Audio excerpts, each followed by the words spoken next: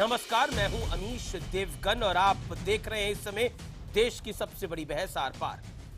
क्या गद्दार अलगाववादी कम थे जो अब फारूक अब्दुल्ला जैसे बड़े नेता भी पाकिस्तान और चीन का एजेंडा खुले में चला रहे हैं? क्या कश्मीर अब्दुल्ला खानदान की जागीर है कि उनका जो मन करेगा वो बोल देंगे? हद है कि 3 बार जम्मू कश्मीर के मुख्यमंत्री रह चुके फारूक अब्दुल्ला साहब इतने अज्ञानी कैसे हो गए? ना उन्हें शिमला समझौता याद आया, ना लाहौर डिक्लेरेशन।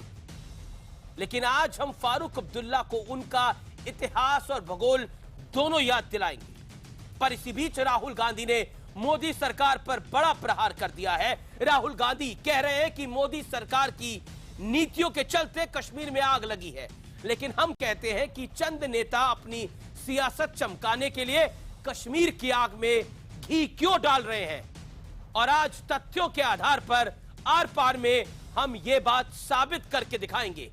इसी पर आज होगी देश की सबसे बड़ी बहस। आर पार नेशनल कॉन्फ्रेंस सैफुद्दीन सोज जैसे नेता कई बार इस तरह के सवाल खड़े कर देते हैं जो देश के लिए हानिकारक हो जाते हैं।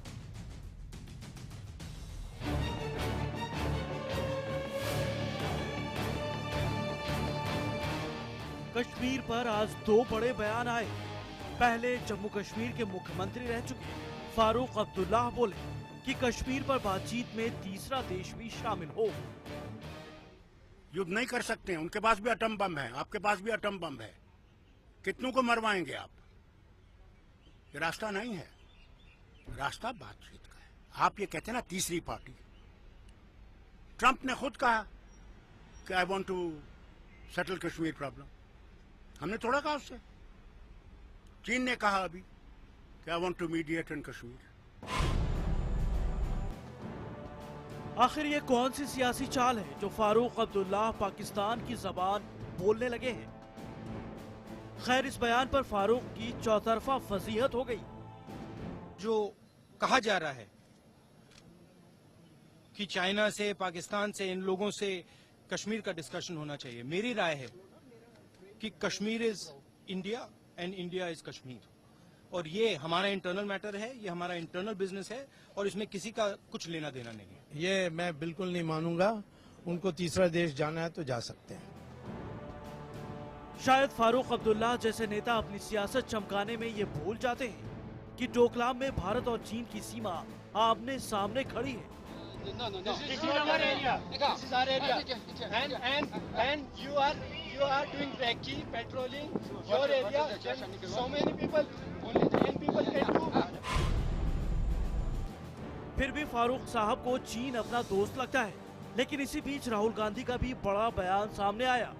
राहुल ने कहा, सुलगते कश्मीर के लिए मोदी सरकार की नीतियां जिम्मेदार हैं। काफी समय से कह रहा हूं कि नरेंद्र मोदी जी और एनडीए की पॉलिसीज ने जम्मू कश्मीर को जला दिया है। राहुल गांधी जी इतिहास को पढ़ लें। अगर कश्मीर की दुर्दशा है आज, तो वो दुर्दशा कांग्रेस की गलत नीतियों के कारण, नेहरू की गलत नीतियों के कारण।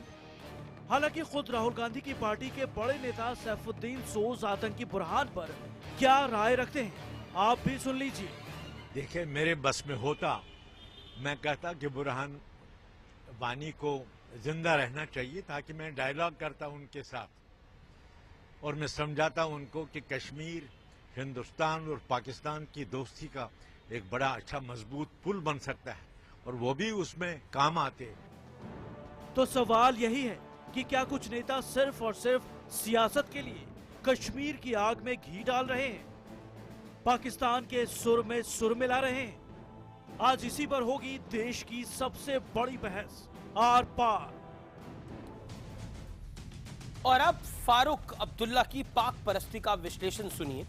फारूक का बयान दुश्मनों और गद्दारों के लिए एक बड़ी ऑक्सीजन का काम कर सकता है और कर भी रहा है।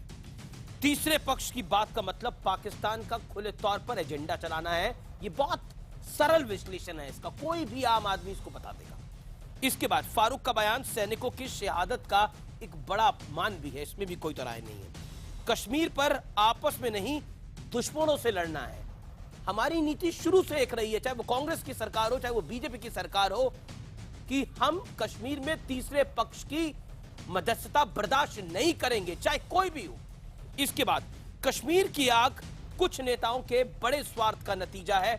इस विश्लेषण में हम इस सवाल भी खड़ा कर रहे हैं और मैं सीधा रुख करता हूं अपने पैनलिस्ट का, जिसमें डॉक्टर संबित पात्रा है ruling party Bharatiya Janata party से, प्रियंका चतुर्वेदी है कांग्रेस पार्टी से, तनवीर सादिक हैं मेरे साथ नेशनल कॉन्फ्रेंस के प्रवक्ता, बाबर कादरी मेरे साथ जुड़ रहे कश्मीर से जो कि वकील हैं और ये वकालत करते हैं बेसिकली अलगाववादियों की और पाकिस्तानी परस्तों की। मेरे साथ विशंबर दयाल हैं जो कि रक्षा विशेषज्ञ हैं, अपना व्यू पॉइंट शेयर करने के लिए। मैं प्रियंका चतुर्वेदी, बिना लाग लपेट के मैं आपसे सीधा सवाल पूछता हूं, फारूक अब्दुल्ला ने जो बात बोली उसको राहुल गांधी ने सिरे से खारिज कर दिया। क्या आपको लगता है कि फारूक अब्दुल्ला जैसे नेता पाकिस्तान को डायरेक्टली मदद कर रहे हैं ये बयान देकर?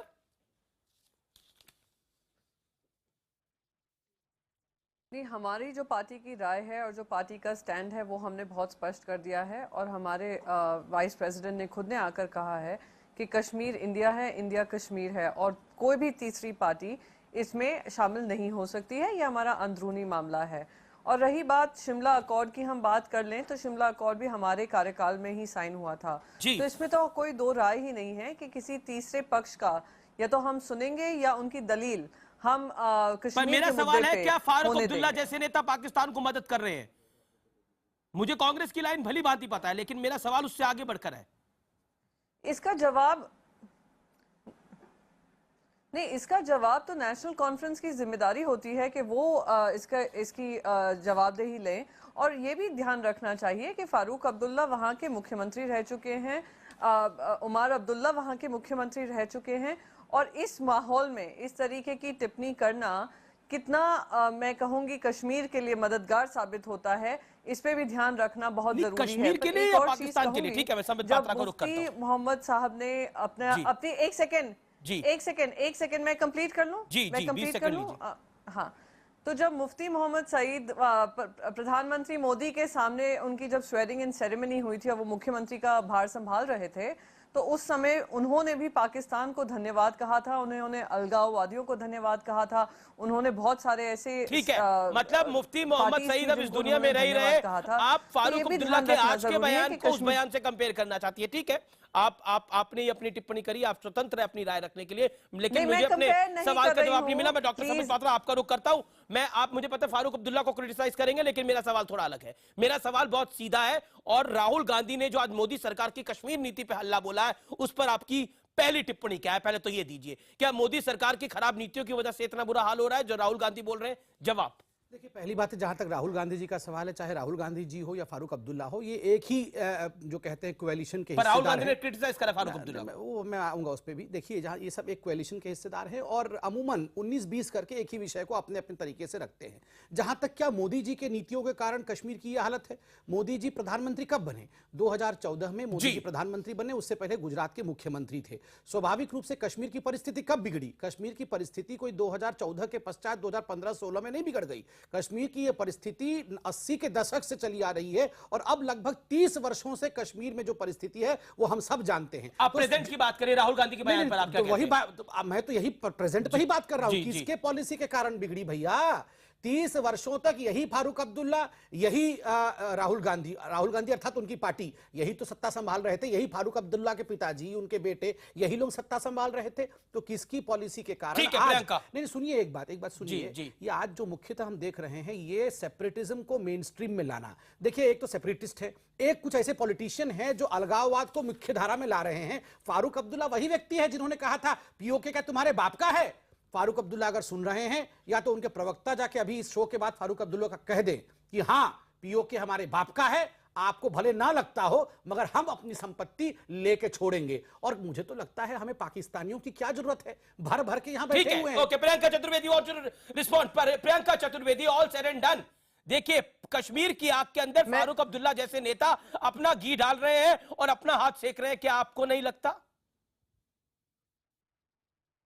क्योंकि आपकी पार्टी की भी तो वही लाइन है जो बीजेपी की लाइन है। बात करने वाले जो भारतीय जनता पार्टी के प्रवक्ता हैं, सहन नहीं करेंगे। भूल जाते हैं 1980 के दशक में जो सरकार थी वो भारतीय जनता पार्टी के समर्थन से सरकार बनी थी। और उनको ये भी ध्यान होगा उस समय के जो मुख्यमंत्री, जो वहां होम मिनिस्टर थे, उनकी बेटी को किडनैप किया गया था।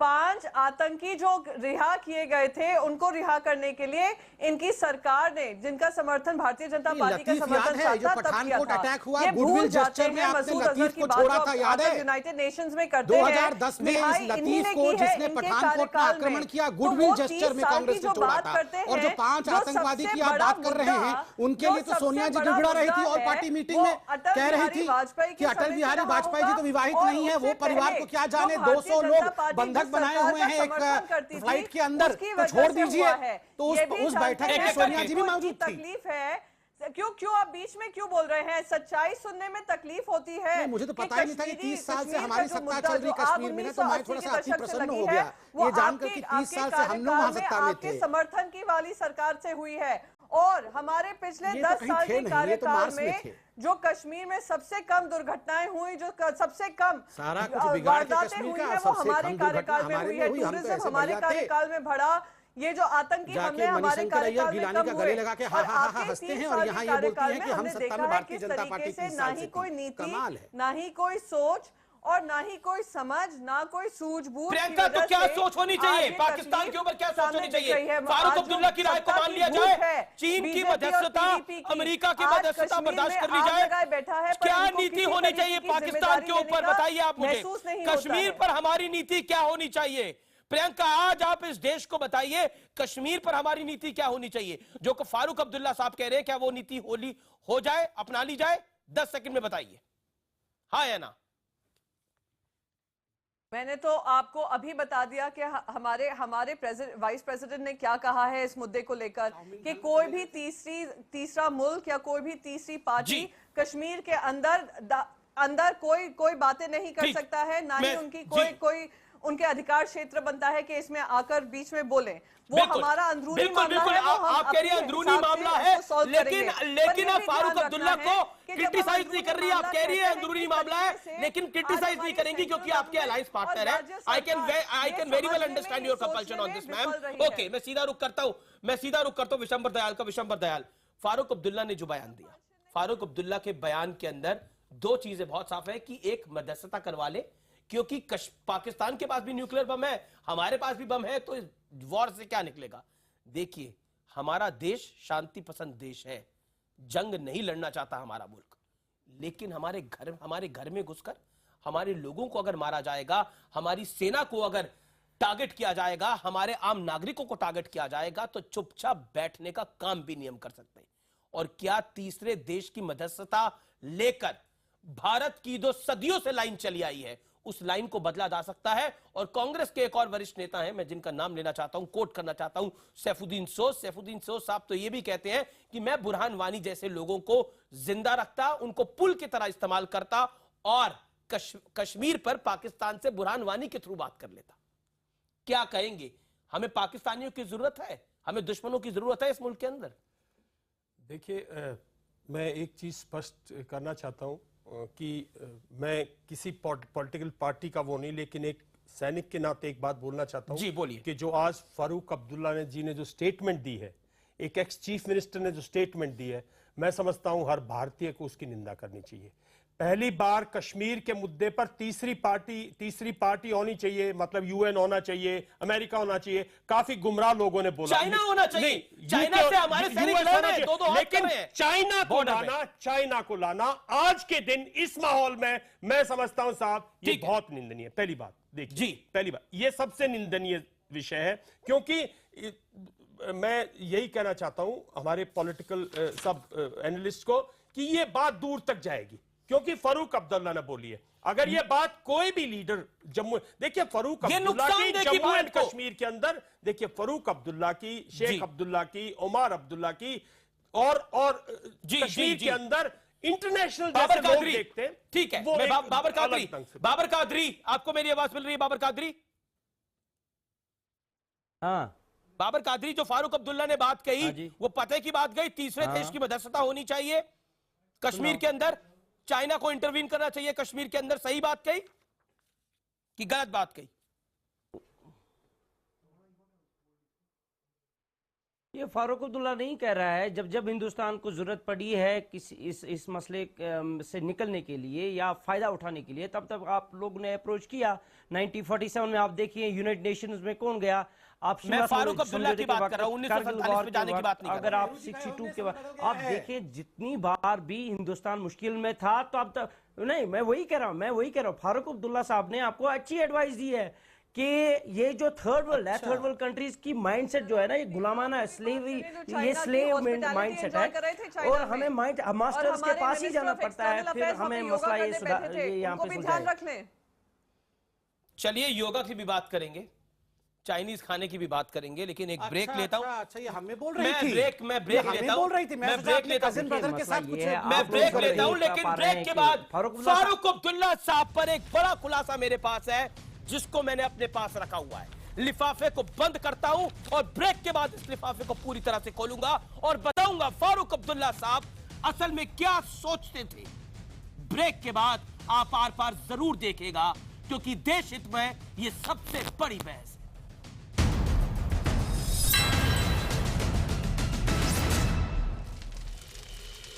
आप देख रहे हैं आर पार, और आर पार में मैंने आपको वादा किया था जो लिफाफा बंद था उसको मैं ब्रेक के बाद खोलूंगा, और मैं इस लिफाफे को खोलता हूं और आपको बताता हूं कि Farooq Abdullah farmer CM Jammu and Kashmir कितने बड़े पलटीबाज है, मैं ये बताना चाहता हूं। और मैं सितंबर 1998 में आपको लेके जाना चाहता हूं। 1998 सितंबर का महीना था जब नैम समिट में साउथ अफ्रीका के तत्कालीन राष्ट्रपति नेल्सन मंडेला साहब से, बहुत ही बड़ी इंटरनेशनल फिगर रहे हैं नेल्सन मंडेला, ने अटल बिहारी वाजपेयी को कश्मीर के मामले में मीडिएशन का ऑफर दे दिया था। तो फारूक अब्दुल्ला दिल्ली में तिलमिला गए थे, कश्मीर में तिलमिला गए थे। फारूक अब्दुल्ला ने कहा था कि मैं अगर वहां होता तो तुरंत इसका कड़ा और बड़ा विरोध करता। नेल्सन मंडेला ने क्यों बायलैटरल इशू को इंटरनेशनल फोरम पर उठाया। कश्मीर हमारा आंतरिक मामला है, इस मामले में सिर्फ पाकिस्तान से बात होगी। इस दौर में फारूक अब्दुल्ला जम्मू और कश्मीर के मुख्यमंत्री थे, लेकिन आज वो सत्ता से बेदखल है जम्मू और कश्मीर में। तो वो सत्ता से बेदखल होने के बाद क्या पाकिस्तान का एजेंडा चला रहे हैं, इस बात का जवाब चाहिए नेशनल कॉन्फ्रेंस के प्रवक्ता से, जो मेरे साथ अब से कुछ मिनटों में लाइव होंगे। लेकिन बाबर कादरी, ये हृदय परिवर्तन, ये चेंज ऑफ हार्ट कैसा लगा आपको फारूक अब्दुल्ला का? पसंद आया होगा आपको, क्योंकि आप खुद पाकिस्तान परस्त हैं। बाबर कादरी,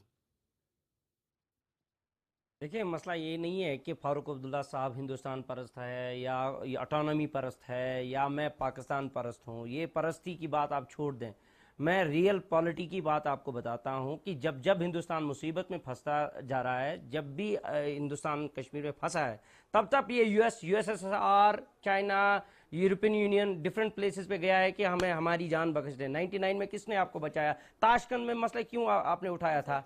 शिमला में किसने इंटरवेंशन करवाया?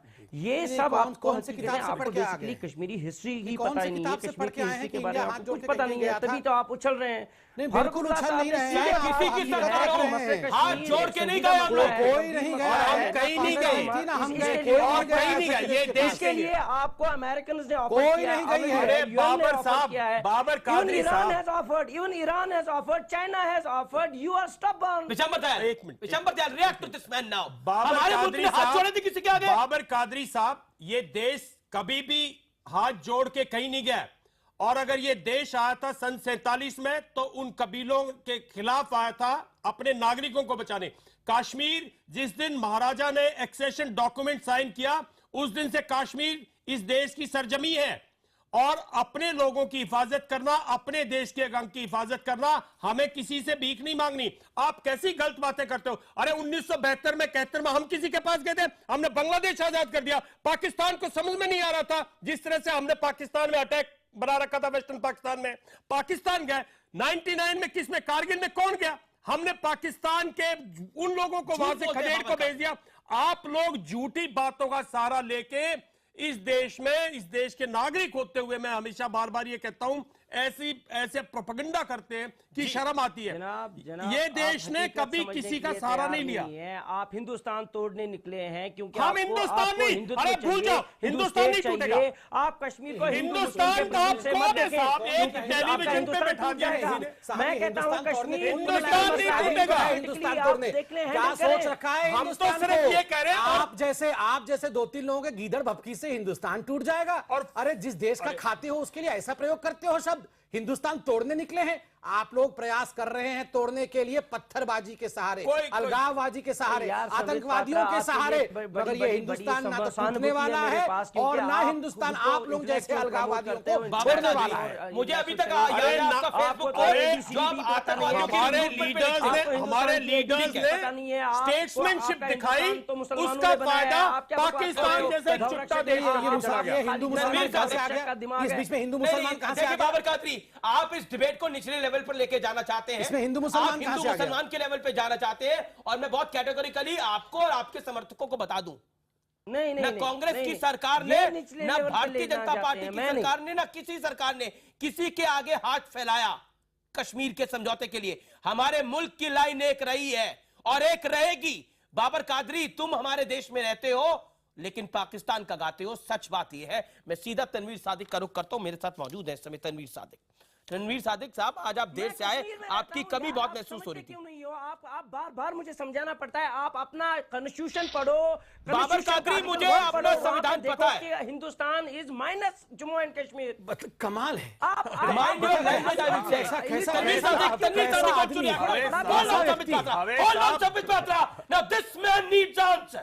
And we will give it together tonight. Tanveer Sadiq, India is defined.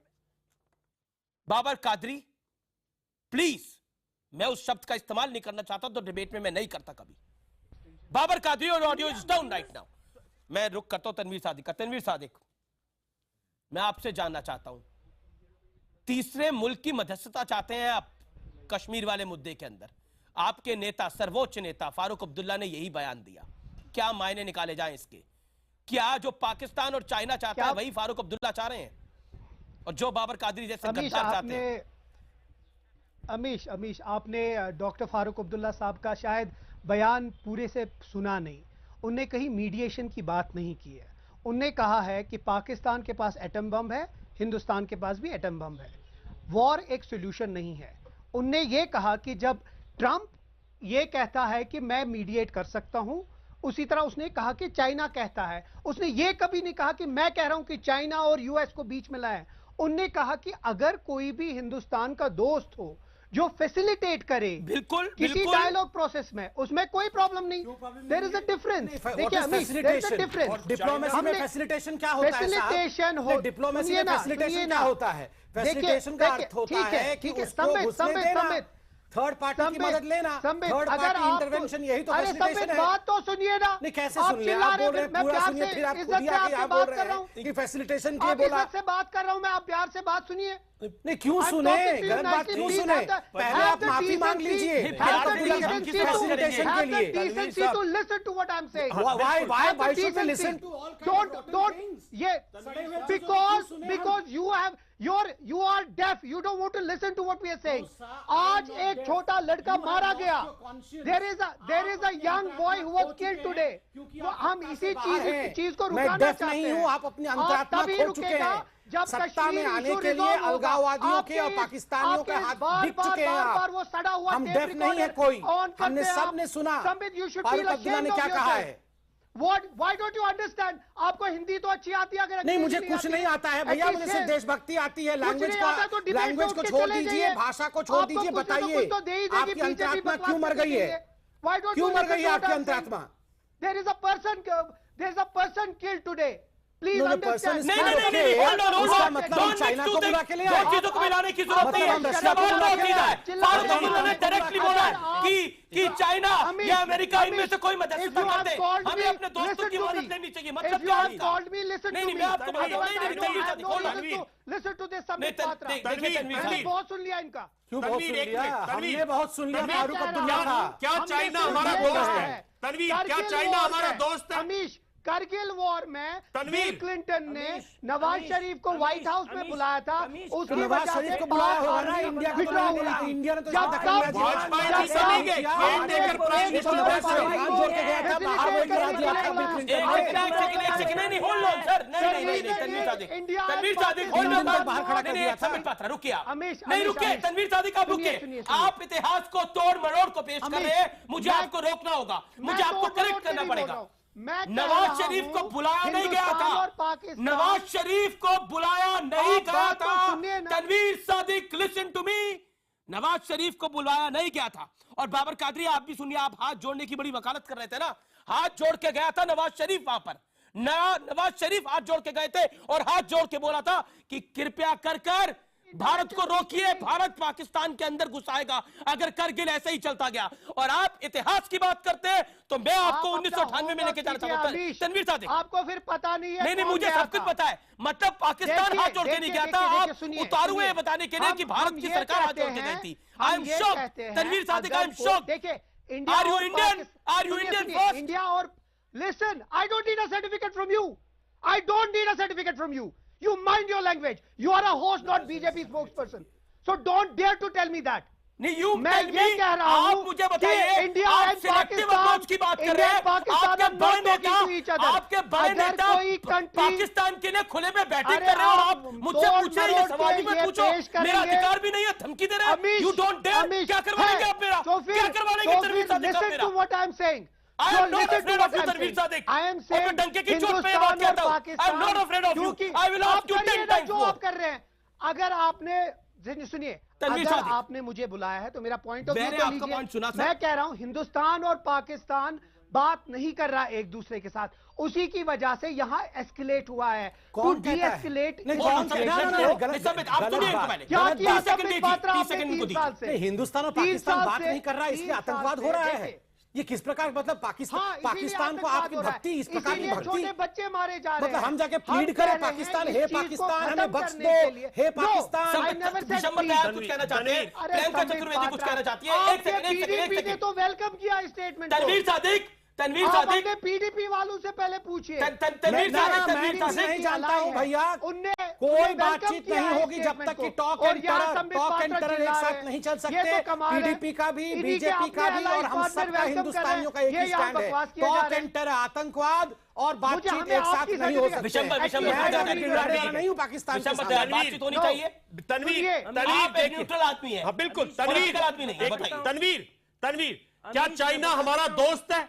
कोई आदमी कह सकता है चाइना भारत का दोस्त है? वो दोस्ती की मत, एक मिनट प्लीज, अब आपकी मैंने बात सुनिए, आप मेरी बात सुनिएगा, अब आप मेरी बात सुनिएगा, आप मेरी बात बोल रहे हैं, फौजी बोल रहे हैं, शंकर दयाल बोल रहे हैं, अमीर नहीं बोल रहा। हमने फिर ये आप ये दो ये अलग अलग स्टेटमेंट है साहब। मैं एक मिनट आपकी पूरी स्टेटमेंट पे आता हूँ, पूरी कंटिन्यूटी में सुनिए। आपकी हमने ये कहा है, तनवीर सुनिए, आज आप माहौल देखिएगा, आज आप माहौल देखिएगा। अरे पाकिस्तान के पास कोई बारूद नहीं बचा हुआ, आप उसको क्यों बारूद दे रहे हो? पाकिस्तान के पास, पाकिस्तान थक चुका है, पाकिस्तान आइसोलेट हो गया बहुत बुरी तरह से। अरे जो भी मानिएगा, पाकिस्तान इन्फिल्ट्रेशन में फेल हो रहा है, मानिएगा ये बात। तो हालात खराब है, साहब छोटे बच्चे हालात खराब है, मानते, मैं मानता हूं ब्रेक के बाद, लेकिन मैं ब्रेक के हालात, लेकिन सोचो चाइना मध्यस्थ करेगा, कश्मीर के हालात खराब है, हम खुद मानते हैं।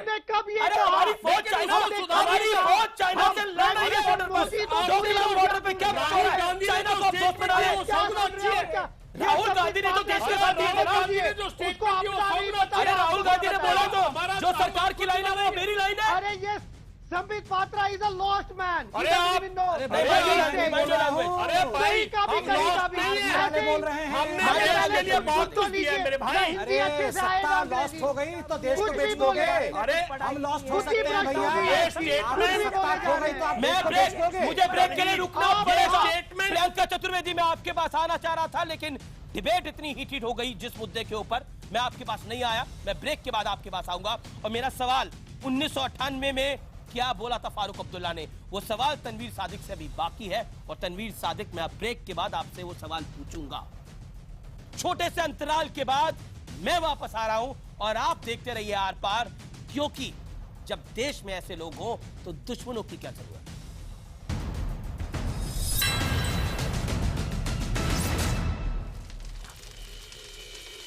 आप देख रहे हैं आर पार और मेरे साथ कई सारे मेहमान हैं। मेरे साथ इस डिबेट में संबित पात्रा, प्रियंका चतुर्वेदी, तनवीर सादिक, बाबर कादरी और विशंबर दयाल हैं। प्रियंका, मैं आपके पास आऊंगा, लेकिन मुझे अभी पहले तनवीर सादिक के पास जाना है। और तनवीर सादिक, मेरी गुजारिश ये है कि मैं जब सवाल पूछूं तो आप उसका पॉइंटेड जवाब दीजिएगा। मैं आपको कुछ बयान आपको बताना चाहता हूं फारूक अब्दुल्ला साहब के। 5 दिसंबर 2016, हम हमेशा तरीके आजादी के साथ हैं। मैं हुर्रियत को कहता हूं, अलगाववादी हुर्रियत को, पाकिस्तान हुर्रियत को, पाकिस्तान परस्त हुर्रियत को कहता हूं कि एक हो जाओ, हम आपके साथ हैं। 14 अक्टूबर 2016 उरी हमले में मेरा कुछ लेना देना नहीं है, मुझे इस पर कुछ नहीं कहना। 25 नवंबर 2016, सुनिए सर, पीओके तुम्हारे बाप का है क्या? पीओके हिंदुस्तान की बपौती नहीं है, तुम्हारे पास वो ताकत नहीं है कि तुम वो हिस्सा ले सको। और भी बड़ी सारी लिस्ट है सर, मैं उस लिस्ट पे जाना नहीं चाहता। मैं अब आना चाहता हूं सितंबर 1998 के अंदर। अब मैं आपको बहुत सीधा सवाल पूछता हूं। नैम समिट हुआ, वहां पे प्रधानमंत्री, पूर्व प्रधानमंत्री अटल बिहारी वाजपेयी गए। Nelson Mandela, world figure, farmer south African president, उन्होंने बोला कि मैं मध्यस्थता करने को तैयार हूं कश्मीर की। फारूक अब्दुल्ला साहब तिलमिला गए और कहा, अटल बिहारी वाजपेयी आप कैसे सुन के आ सकते हो ये बात? आज सत्ता आपकी चली गई है तो आप पाकिस्तान और भारत के बीच में मध्यस्थता के लिए चाइना को बुलाएंगे? ये कौन कह रहा है कि चाइना को बुलाएंगे? हम कह रहे हैं, फारूक अब्दुल्ला कह रहे हैं। जिस तरह आप ये पहले वाला नहीं, उसने ऐसा कुछ नहीं कहा। अच्छा, पूरी दुनिया ने गलत सुना, इंटरनेशनल मीडिया ने भी गलत सुना। अरे ट्विस्ट कर रहे हैं आप। अच्छा, ट्विस्ट कर रहे हैं आप मजे से ट्विस्ट कर रहे हैं। अच्छा। हम सिर्फ ये कह रहे हैं कि इंडिया और पाकिस्तान एक दूसरे से बात नहीं कर रहा है। उसके बाद उसी चीज में वो कह रहे हैं कि जब प्रेसिडेंट ट्रंप ने कहा है मैं फैसिलिटेट करूंगा, चाइना ने कहा है, उन्हें ये नहीं कहा कि मैं कह रहा हूं। हमारा दोस्त हम है। कह रहे हैं कि हिंदुस्तान के चाइना हमारा दोस्त है। के जो दोस्त है, बताइए आप, हिंदुस्तान के जो दोस्त है, चाइना को दोस्तों की लिस्ट में कैसे रखा? पूरी दुनिया तो प्राइम मिनिस्टर घूम आए ना, ये तो आप मानते हैं कि इंडिया हिंदुस्तान के दोस्त हैं। हम कह रहे हैं नहीं, आज की डेट में चाइना हमारा दोस्त नहीं है, ठीक है। हमने ये तो नहीं कहा तो भी क्या हो गया? ट्रंप ने भी कहा था तो हमने मना तो कर दिया था। मैं आपके पास आऊंगा रिएक्शन। इंदिरा गांधी ने सन 72 में बोल दिया भैया मेरे। अरे आप सुनते क्यों नहीं है? आपको जो मर्जी आप वैसे ट्विस्ट करते हैं। अच्छा ठीक है, मैं ट्विस्ट कर रहा हूं, ऐसा बोलते हैं क्यों है? ट्विस्ट हो जाता है। मेरा agenda sir, hold on sir, I take blame on myself. मैं अपने ऊपर पूरा ब्लेम लेता हूं। मैं ट्विस्ट कर रहा हूं इसको सर, मैं ट्विस्ट कर रहा हूं। मेरा एजेंडा है सर, मेरा एजेंडा है। ये पीओके तुम्हारे बाप का है, वो भी ट्विस्ट हो गया था। पीओके मेरे बाप का, ये भी ट्विस्ट था। आप ही कहना चाहते हैं। मैं प्रियंका चतुर्वेदी का रुख करना चाहता हूं। Priyanka Chaturvedi on screen right now, nobody else. हम कह रहे हैं Priyanka Chaturvedi, now this is my straight question to you. बिना लाग लपेट के इस मुल्क के लिए मैं आपसे सवाल पूछना चाहता हूं, क्या स्टेटमेंट को पूरे मीडिया ने ट्विस्ट करके दिखाया है? क्या इंटरनेशनल मीडिया ट्विस्ट कर रहा है फारूक अब्दुल्ला की स्टेटमेंट? क्या कहना चाहती हैं आप आज? आप मुल्क के साथ है या फारूक अब्दुल्ला के साथ है? Answer it tonight. एक तो सबसे पहले अमीश जी, आपने पिछले डिस्कशन में भी मुझसे ये पूछा था कि आप मुल्क के साथ हैं या अपने राजनीतिक दल के साथ। आज आप मुझसे पूछ रहे हैं आप मुल्क के साथ हैं या फारूक अब्दुल्ला के साथ। मैं आपसे कहना चाहती हूं कि आप बार बार ये सवाल हमसे पूछते हैं, कभी ये सवाल भारतीय जनता पार्टी के प्रवक्ताओं से भी पूछते हैं कि आज 210 हमारे जवान शहीद हो गए हैं, 100 कश्मीरी शहीद हो गए हैं, 10 जुलाई से लेकर अब तक 8 हमारे अमरनाथ यात्री शहीद हो गए हैं, 13 आतंकी हमले हो चुके हैं इस देश में। तो कभी हमसे भी सवाल तो पूछते हैं ना कि हमारे देश ऊपर है या हमारी पार्टी। कभी आप ये भारतीय जनता पार्टी से भी पूछे सत्ता जरूरी है, सत्ता जरूरी है या देश? तो अब आपने ये सवाल मुझसे पूछा है, मैं इसका जवाब देना चाहती हूँ। लीजिए 20 सेकंड। अब मैं इसका जवाब देना चाहती हूँ। हमने इसका जवाब हमने बहुत स्पष्ट तरीके से राहुल गांधी जी ने दिया है, जहां पे उन्होंने स्पष्ट तरीके से कहा है, ऐसे एक बार नहीं बहुत बार आया है कि तीसरी पार्टी या तीसरा देश हमारे मुल्क में दखल अंदाजी करना चाहता है, जहां पे हमने हर बार कहा ये हमारा अंदरूनी मामला है और ये अंदरूनी मामले को हम अपने आप रिजॉल्व करेंगे और इसमें कोई भी तीसरी पार्टी नहीं आ सकती है। तो प्रियंका चतुर्वेदी कहा है, मुझे प्रियंका चतुर्वेदी यानी तनवीर सादिक मीडिया ट्रस्ट नहीं कर रहा। प्रियंका चतुर्वेदी कह रही है राहुल गांधी भी कंडेम कर चुके इस बयान को। बीजेपी की मुख्यमंत्री साहिबा, एक सवाल पूछिए, आप पूछिए ना बीजेपी से सवाल, क्या सवाल है आपका? बीजेपी से पूछिए कि उनकी जो एलाई है पीडीपी, उनने तो वेलकम किया है स्टेटमेंट नहीं, आप क्यों नहीं पीडीपी के साथ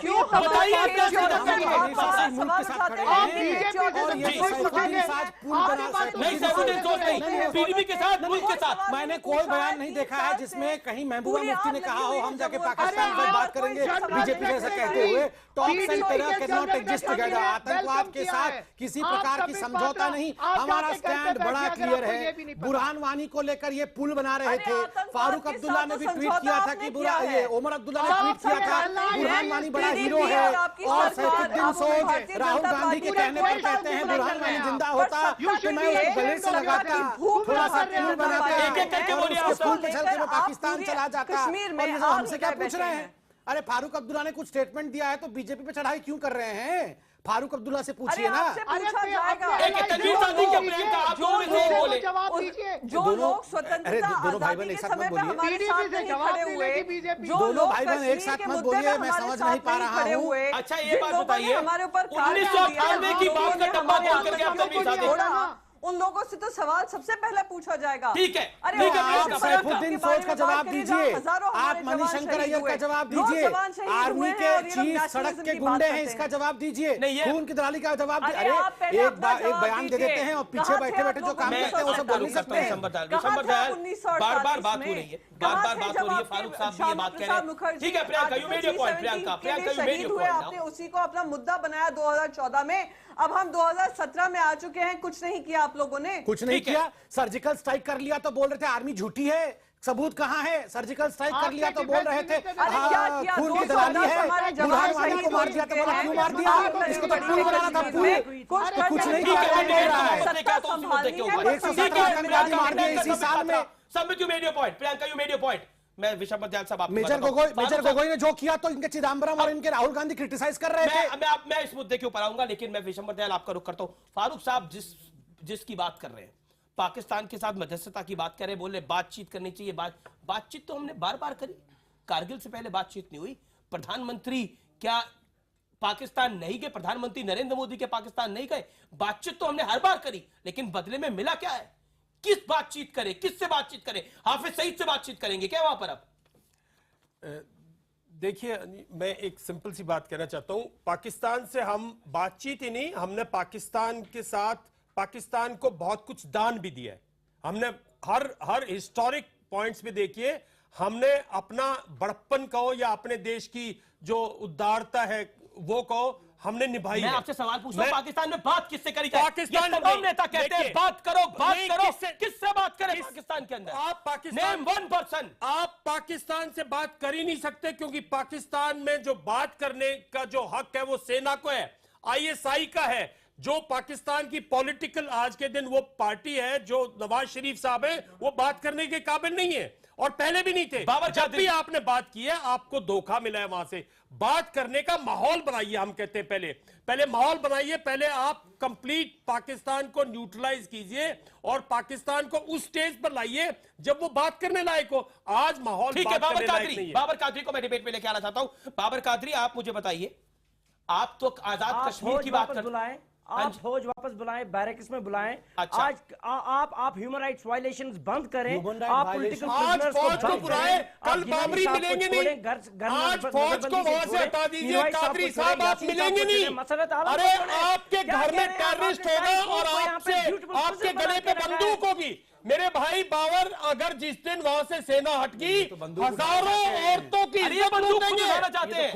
अरे ये तो कुछ भी नहीं है, ये तो रिक्रूटमेंट करवाते हैं। कादरी साहब आप रिक्रूटमेंट कराते हो। न्यूक्लियर पावर्स है आपको। अरे बाबर कादरी साहब, बुजुर्गों से पूछ लो, कहानियां पढ़ लो, बच्चे हो, आपको लाठी सन 47 की कहानियां पढ़ो, 1987 से 93 तक की भयानक कहानियां पढ़ो। आज भी आप अपने रूरल उसमें जाके देखो, घर में कैसे डर के आतंकवादी से सोता है वो। बिल्कुल आखिरी दौर है। आपकी सेना बिल्कुल है, आखिरी दौर है। आप सुरक्षित हैं। ठीक है, मैं प्रियंका चतुर्वेदी आपसे मैं जानना चाहता हूं, आप क्रिटिसाइज और कंडेम करती हैं? आज तभी नहीं, एक बाबर कादरी होना, आप क्रिटिसाइज और कंडेम करती है एक लड़की को जो स्टेटमेंट फॉर्मर सीएम जम्मू और कश्मीर ने दी है, फारूक अब्दुल्ला ने दी है। पार्टी को बोला बाबर कादरी, प्रियंका जी।